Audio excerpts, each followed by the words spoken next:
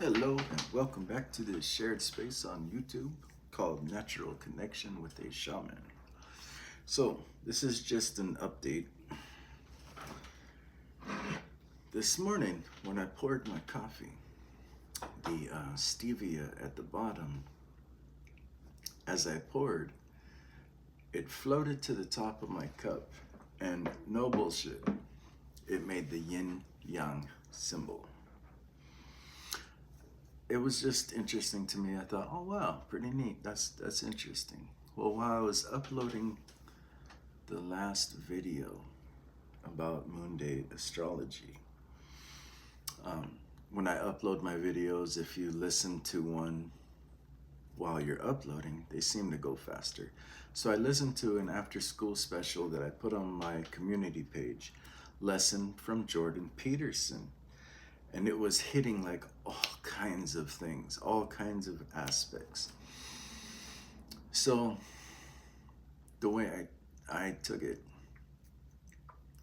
the yin yang in my coffee, things that only spirit and my eyes would have saw. I don't have a Facebook, and I rarely go on Instagram, and I even far rarely go on TikTok. I basically have those for my children to keep up with them because they send me things on them. So there's no way that these topics could have just been randomly asserted.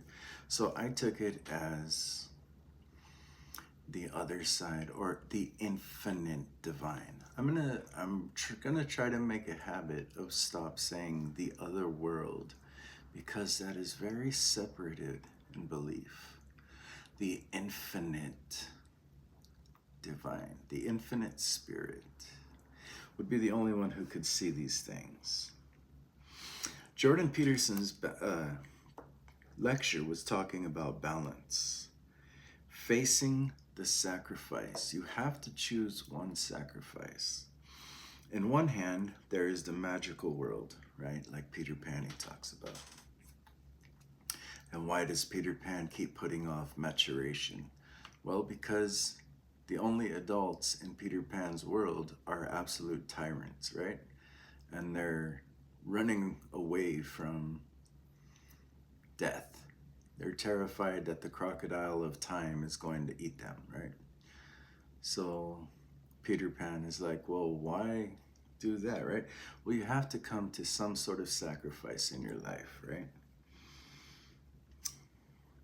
Once you make the sacrifice and you have gotten grounded in life, like you have a stable ground, then you could get back in touch with your child self, right?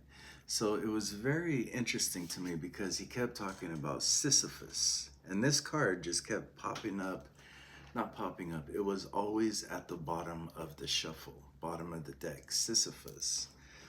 So Sisyphus is, in Greek mythology, the guy who kept trying to push that boulder uphill, right? Doing an uphill battle. That was his torture, his torment. And Sisyphus's messages on this card is, you're caught in repeating patterns, unable to make new choices in the current situation.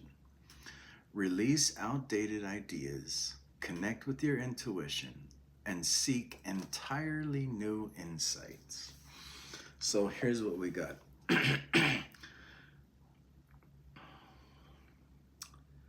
Balancing your known reality and the imaginative, creative mind, meditation, means to just stop wasting time. Write the book.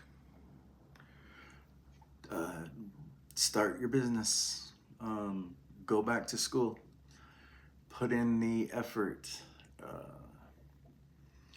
Apply yourself to that promotion or raise. Study.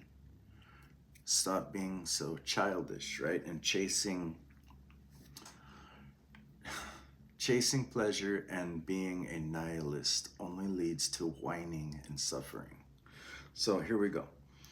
Sacrifice the games. Adopt responsibility and start living your own fate. Stay away from or limit your social media intake, and especially of videos or live streams that consume a lot of your time, especially ones that don't matter and you're not really listening to.